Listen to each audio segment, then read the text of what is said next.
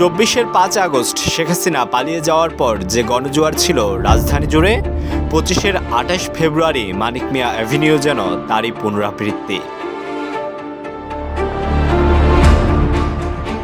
জুলাই আগস্টে স্বৈরাচারের চোখে চোখ রেখে লড়ে যাওয়া ছাত্র জনতার সরব উপস্থিতিতে কানায় কানায় পূর্ণ ছিল সংসদ ভবন এলাকা। মিছিল আর স্লোগানে প্রকম্পিত চারপাশ।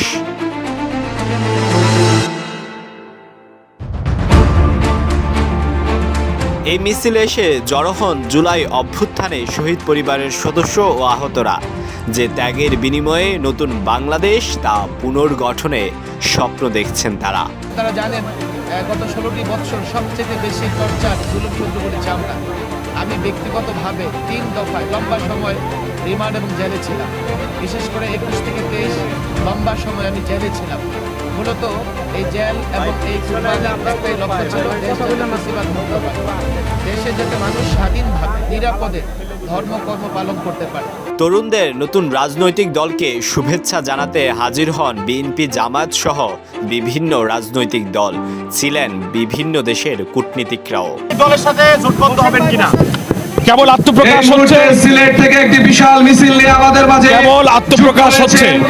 রাজনৈতিক দল রাজনীতির ময়দানে যখন এসে যাবে তখন ফ্যাসিবাদ বিরোধী সকল রাজনৈতিক দলের সঙ্গে আমাদের যে যোগাযোগ, আলোচনা, জাতীয় ঐক্যের যে চিন্তা, সেটাই নতুন দলের সাথেও আমাদের চলবে।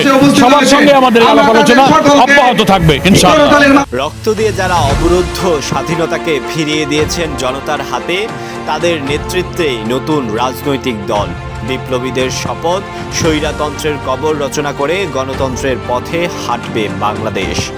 শুক্রবার বিকেল 4টায় শুরু হয় মূল অনুষ্ঠান। বিভাজনের রাজনীতি পরিহার করে ঐক্যবদ্ধ রাজনীতির শপথ নেন নেতারা। এই গণভবনে কে যাবে সেটি নির্ধারিত হবে বাংলাদেশ থেকে, ভারত থেকে সেটি নির্ধারিত হবে না। আমরা বিশ্বাস করি আমাদের এই রাজনৈতিক দলগুলোর মধ্যে যদি এই মিউচুয়াল রেসপেক্ট থাকে, আগামীর বাংলাদেশ হবে অপ্রতিরোধ বাংলাদেশ।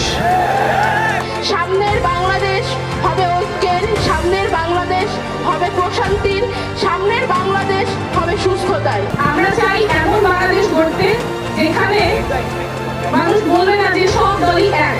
কারণ আমরা রাজনীতি করতে আসিনি ক্ষমতা দখলের জন্য, আমরা রাজনীতি করতে এসেছি জনগণের ক্ষমতা জনগণকে ফেরত দেওয়ার জন্য।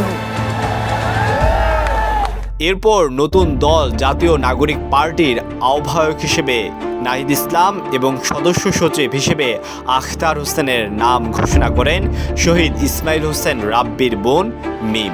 আমাদের নাম হচ্ছে নাহিদ ইসলাম এবং সদস্য সচিব আখতার হোসেন। পরে আংশিক কমিটি ঘোষণা করে সদস্য সচিব আখতার হোসেন। জাতীয় নাগরিক পার্টির আহ্বায়ক হিসেবে দায়িত্ব পালন করছেন 1 দফার ঘোষক নাহিদ ইসলাম।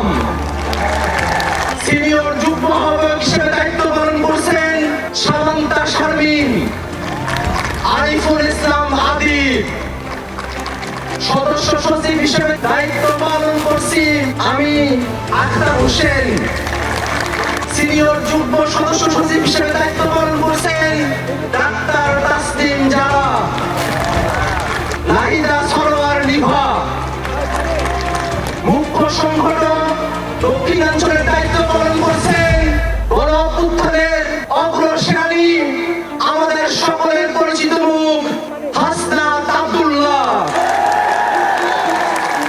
মুখ্য সংগঠক উত্তরাঞ্চলের দায়িত্ব পালন করছেন অভ্যুত্থানের অগ্রসেনানী আমাদের সকলের প্রিয় সার্জিস আলম। মুখ্য সমন্বয়কের দায়িত্ব পালন করছেন জনাব নাসির উদ্দিন পাটোয়ারি। সিনিয়র যুগ্ম মুখ্য সমন্বয়কের দায়িত্ব পালন করছেন অভ্যুত্থানের বীর সেনানী আব্দুল হান্নান মাসুদ।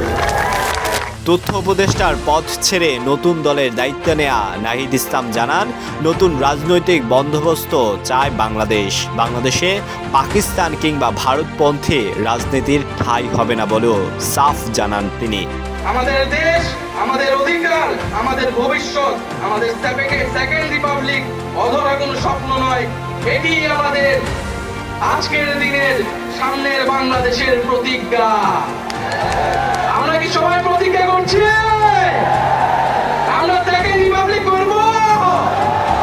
এই ইনকিলাব ইনকিলাব ইনকিলাব ইনকিলাব, ক্ষমতা না জনতা, ইয়াপস না সংগ্রাম, দালালি না রাজপথ। মুহুর্মুহু স্লোগানে জাতীয় নাগরিক পার্টির আত্মপ্রকাশকে স্বাগত জানান ছাত্র জনতা। ক্ষমতা না জনতা। আগত ছাত্র জনতা সকলকে ধন্যবাদ জানাচ্ছি।